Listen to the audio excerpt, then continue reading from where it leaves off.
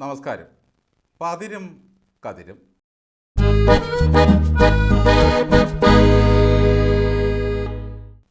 ലോത്തിൻ്റെ ഭാര്യയുടെ പേര് വേദപുസ്തകത്തിൽ പറഞ്ഞിട്ടില്ല.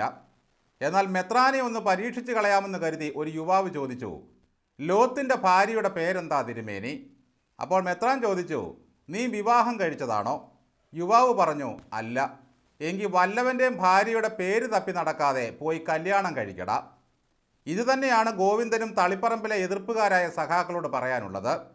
എൻ്റെ ഭാര്യയുടെ യോഗ്യത തപ്പി നടക്കാതെ നീയൊക്കെ പോയി സ്വന്തം ഭാര്യയുടെ യോഗ്യത നോക്ക്. ഇത് പറഞ്ഞ് ഗോവിന്ദൻ പിന്നെയും ദയവായി ചിരിക്കരുത്. നീ ചിരിച്ചാൽ മുത്തുപൊഴിയും എന്നൊരു പാട്ടുണ്ട്. പക്ഷേ ഗോവിന്ദൻ ഒരാക്കിച്ചിരി എപ്പോൾ ചിരിച്ചോ അപ്പോൾ പാർട്ടിയിൽ ആളില്ലാതെയാകും. ഗോവിന്ദൻ്റെ ഒരു മുണഞ്ഞ ചിരി കാരണം മനസ്സ് ദണ്ഡിച്ച ജി സുധാകരനെ ആറ്റിത്തണുപ്പിക്കാൻ എത്ര പേരാണിപ്പോൾ വീട്ടിൽ ചെല്ലുന്നത്. ഇന്നലെ രാവിലെ CS സുജാത സുധാകരൻ സഖാവിനെ കാണാൻ പുന്നപ്രയിലെ വീട്ടിൽ ചെന്നു. അപ്പോൾ അടുക്കളയിൽ നിന്ന് പാത്രം കഴുകുകയായിരുന്നു MA ബേബി. അടുക്കളയിൽ ചെന്ന് നോക്കിയപ്പോൾ അതിൻ്റെ പിന്നാമ്പുറത്ത് ഒരനക്കം. എച്ച് സലാം വാഴയ്ക്ക് തടമെടുക്കുന്നു. R നാസർ സുധാകരൻ്റെ കാലിൽ ഞൊട്ടയിടുന്നു. ഇന്നോ നാളെയോ സജി ചെറിയാൻ ഈർക്കിലിൽ കൊരുത്ത വരാലുമായി ചെല്ലുമെന്ന് കേൾക്കുന്നു. 5 വർഷമായി കാശിന് 16 കമ്മികൾക്ക് ഈ സുധാകരൻ. സുധാകരൻ്റെ മൂക്കിൻ്റെ തുമ്പ് ഒന്ന് ശരിക്കും വിറച്ചു. എത്ര പേരാണിപ്പോൾ ഓടിച്ചെന്ന് ക്ഷേമാന്വേഷണം നടത്തുന്നത്. ഈ പരിഗണന നേരത്തെ കൊടുത്തിരുന്നെങ്കിൽ ആ പാവം അവിടെ തന്നെ നിന്ന് പിഴച്ചേനെ. നോക്കണേ, ഗോവിന്ദൻ്റെ ഒരു ചിരി ഉണ്ടാക്കിയ പുകില്. ഇന്ന് പെരുമ്പളം പാലം നാടിന് സമർപ്പിക്കാൻ വരുന്ന പിണറായി വിജയൻ സുധാകരനെ കാണുമെന്നും കേൾക്കുന്നുണ്ട്. പാലം ഉദ്ഘാടനത്തിൻ്റെ പരസ്യത്തിൽ സുധാകരൻ്റെ പേരും തലയുമൊക്കെ ഉണ്ട്. പിണറായി ഇന്നലെ പോയി തുരങ്കപ്പാതയ്ക്ക് കിഴുത്തയിട്ടിട്ടുള്ള വരവാണ്. ആ കനത്ത കൈകൊണ്ട് ബ്ലാസ്റ്റിംഗ് സ്വിച്ച് ഇട്ടപ്പോൾ തന്നെ തുരങ്കം 5 കിലോമീറ്റർ കിഴുത്ത വീണ് കഴിഞ്ഞു. ഇനി ശേഷിച്ചത് 3.73 കിലോമീറ്റർ മാത്രമാണ്. ഇനി അത് അടുത്ത വരവിന് പൊട്ടിക്കും. പാറ തുരന്ന ഈ വിരലെങ്ങാനും ജി സുധാകരൻ്റെ കാലിൽ അമർത്തുമോ എന്തോ. പണ്ട് VS പിണങ്ങിപ്പോയിട്ട് പിന്നാലെ ചെന്നില്ല പിണറായി വിജയൻ. പിന്നല്ലേ സുധാകരൻ്റെ കാല് പിടിക്കാൻ പോകുന്നത്. CS സുജാത പറയുന്നത് സുധാകരൻ സാറിനെ ഞാൻ മിക്കവാറും വന്ന് കാണുമെന്നാണ്. അകത്തോട്ട് കയറി കഥ കടയ്ക്കുന്നതും കണ്ടു, ഇറങ്ങി ഓടുന്നതും കണ്ടു സുജാത. MA ബേബി പറയുന്നത് സുധാകരൻ ഭയങ്കരമായ ഒരു നേതാവാണെന്നും തല മുതിർന്നതാണെന്നും എല്ലാ പ്രശ്നവും പരിഹരിക്കുമെന്നുമാണ്. സുധാകരൻ പാർട്ടിക്ക് ദോഷം ചെയ്യില്ലത്രേ. ബേബി ഈ നാട്ടിലെങ്ങും അല്ലായിരുന്നു ഇന്നലെ വരെ. ക്രൊയേഷ്യയിൽ നിന്നും വെനസ്വേല വഴി ഇന്നലെ പ്രാക്കുളത്ത് എത്തിയതേയുള്ളൂ. കഴിഞ്ഞ 5 വർഷമായി സുധാകരൻ ഇടച്ചങ്ങല പൊട്ടിച്ച് നിൽക്കുകയാണ്. മതപ്പാടുമുണ്ടായിരുന്നു. ഇതൊന്നും ബേബി അറിഞ്ഞതേയില്ല.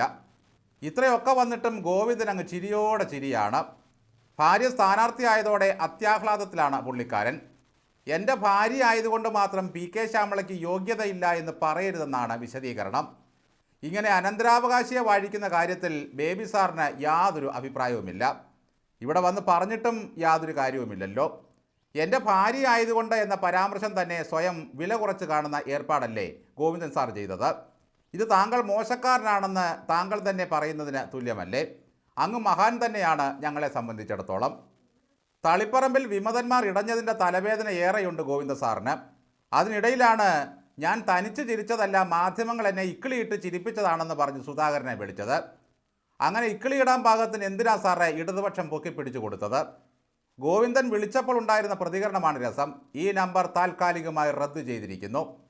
സുധാകരനെ വിളിച്ച ഗോവിന്ദൻ PK ശശിയെ കൂടി ഒന്ന് വിളിക്കണമായിരുന്നു. AKG സെൻറ്ററിലെ കോഴി ഫാമിൽ നിന്ന് ഒരു കോഴി ചാടിപ്പോയി. ഇനി ഒരു ശശിയെ പോറ്റിയാൽ മതിയല്ലോ.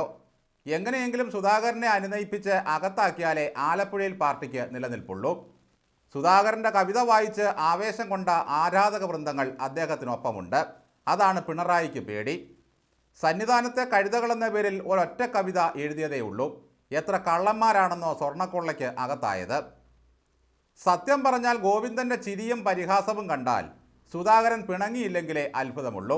അമ്മാതിരി പുച്ഛമായിരുന്നു ആ മുഖത്ത്. ഇന്നലെ ഗോവിന്ദൻ സംസ്ഥാന കമ്മിറ്റിയിൽ വേറൊരു ഫലിതവും കാച്ചിയിട്ടുണ്ട്. തലസ്ഥാനത്ത് ഭയങ്കര നേതൃദാരിദ്ര്യമാണത്രേ. എന്നാൽ കണ്ണൂരിലെ തളിപ്പറമ്പിലൊന്നും യാതൊരു നേതൃദാരിദ്ര്യവുമില്ല. ഭർത്താവ് മാറിയാൽ ഭാര്യ വരും.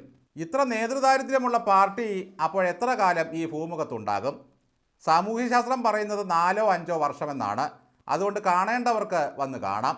അതിനു മുമ്പ് കയ്യിലെടുത്തതെല്ലാം സിദ്ധാന്തത്തിൻ്റെ ചാറ് കൂട്ടി അങ്ങ് നാക്കുകയാണ് സഖാക്കൾ. ഈ മാലോകരെ കൊണ്ട് തോറ്റുപോയി. പിണറായി ചിരിക്കുന്നില്ല എന്നായിരുന്നു സങ്കടം.